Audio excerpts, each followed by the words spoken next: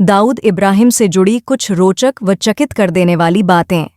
आतंक का पर्याय और 1993 में मुंबई में हुए धमाके का मुख्य आरोपी अंडरवर्ल्ड डॉन दाऊद इब्राहिम भारत के मोस्ट वांटेड आतंकवादियों की सूची में पहले नंबर पर है और विश्व के सबसे खूंखार आतंकवादियों की सूची में तीसरे नंबर पर है।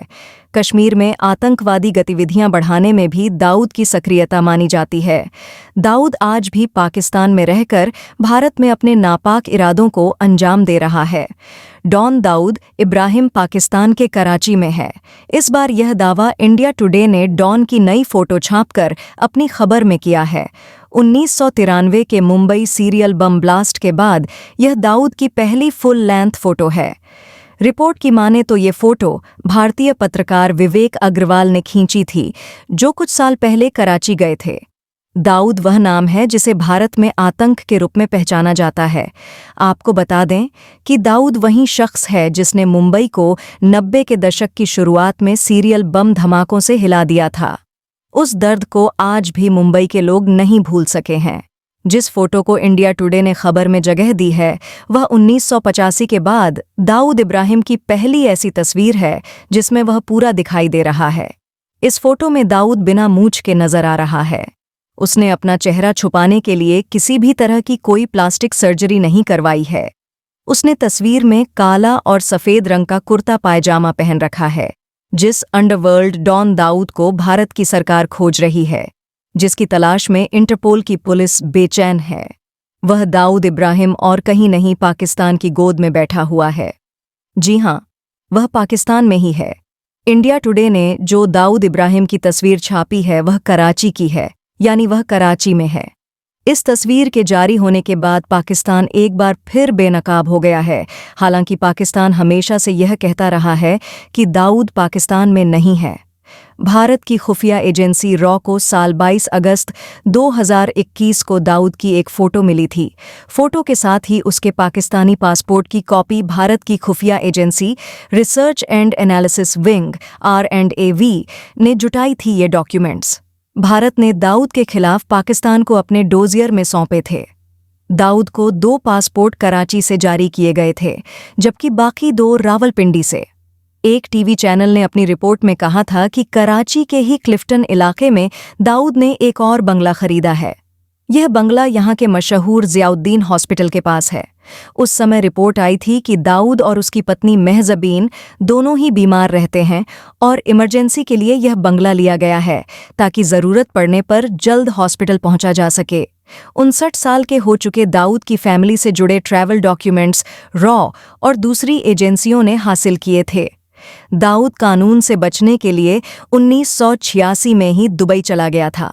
वह शारजाह में होने वाले क्रिकेट मैच के दौरान भी स्टेडियम में दिखाई देता था, लेकिन 1993 के मुंबई सीरियल ब्लास्ट के बाद उसकी कोई फोटो सामने नहीं आई। वह पब्लिक फंक्शंस में भी जाने से बचने लगा। पाकिस्तान ने बाद में उसे अपने मुल्क में रहने की इजाज़त दी। मीडिया रिपोर्ट के मुताबिक उसे ISI से भी सिक्योरिटी मिली। पाकिस्तान 23 साल से इस आतंकी को अपने यहाँ पनाह देने की बात नकारता रहा है। उसकी पहली पासपोर्ट साइज फ़ोटो पिछले साल अगस्त में और पहली फुल लेंथ फ़ोटो शुक्रवार को सामने आई। पिछले साल सामने आई एक फ़ोटो में दाऊद क्लीन शेव्ड नज़र आ रहा है। उसके चेहरे पर झुर्रियाँ हैं।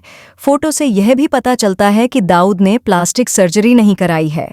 कुछ मीडिया रिपोर्ट्स में यह दावा किया गया था कि दाऊद ने सर्जरी से अपना चेहरा बदल लिया है। भारत की खुफिया एजेंसियों के पास दाऊद के दुबई जाने की टिकट और फैमिली फोटोज भी हैं।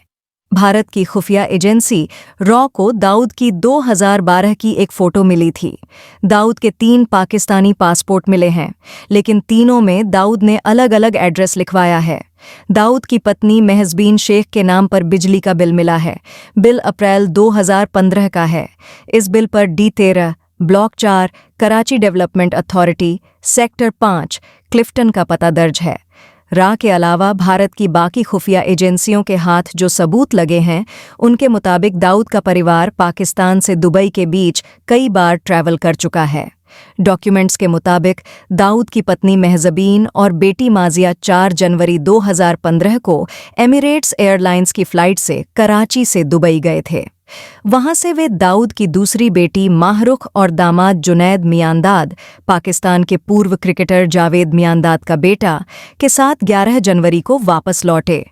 इसके बाद दाऊद की पत्नी एक बार फिर 19 फरवरी 2015 को दुबई गई और 26 फरवरी 2015 को वापस लौटी।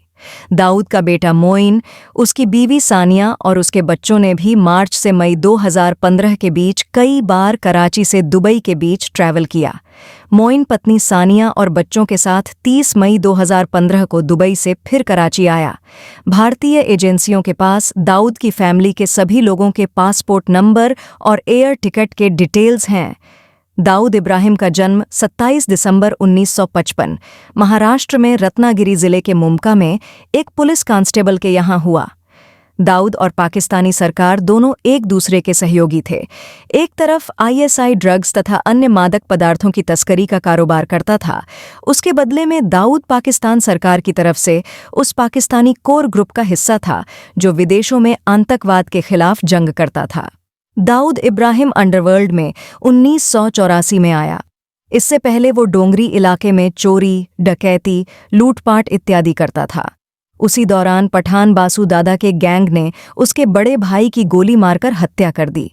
इसके बाद वह पठान के पीछे पड़ गया और हाजी मस्तान की गैंग में शामिल हो गया। दाऊद इब्राहिम का पूरा नाम दाऊद इब्राहिम कास्कर है। उसने 1985 में डोंगरी पुलिस के इशारे पर पठान को मारा। उस समय पठान पूरे इलाके में होटलों, व्यवसायियों, पत्रकारों के साथ साथ पुलिस को भी परेशान कर रखा था। पठान के आदमियों ने दाऊद के दोस्त एवं पत्रकार मोहम्मद इकबाल नातिक को रिपोर्टिंग करते समय धमकाया और मारा था, जिससे दाऊद गुस्से में था। 1985 में मुंबई में हाजी मस्तान के बाद दाऊद का प्रभाव बढ़ा और उसने हथियारों को विदेशों से खरीदने का काम शुरू किया।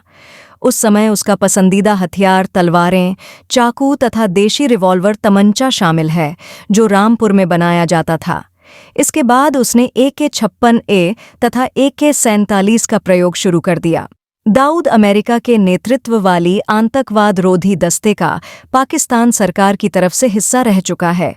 इसके लिए अमेरिका पाकिस्तान में फंड मुहैया कराती थी। दाऊद इब्राहिम का नाम पाकिस्तानी मिसाइल वैज्ञानिक अयूब खान के साथ भी जोड़ा गया था। माना जाता है कि नॉर्थ कोरिया से मिसाइल मंगाने में दाऊद ने अयूब खान का साथ दिया था। दाऊद इब्राहिम पाकिस्तान सेंट्रल बैंक द्वारा दिए गए डॉलर में लोन को नहीं चुका पाया था, जिसके कारण बैंक ने उसका नाम डिफॉल्टर की लिस्ट में डाल दिया। दाऊद की इच्छा है कि वह भारत में आकर राजनीति में अपना भाग्य आजमाए तथा अबू सलेम के वकील की पार्टी को अपने साथ शामिल करना चाहता है। दाऊद भारतीय संसद में हथियारों के दम पर सभी तरह के बिल पास कराना चाहता है। 2001 में बनी बॉलीवुड की फिल्म चोरी चोरी चुपके चुपके में दाऊद ने शकील की मदद से पैसे लगाए थे। जांच के बाद CBI ने फिल्म के पॉइंट कम कर दिए थे। इस पूरे प्रकरण को द भरत शाह केस के नाम से जाना जाता है।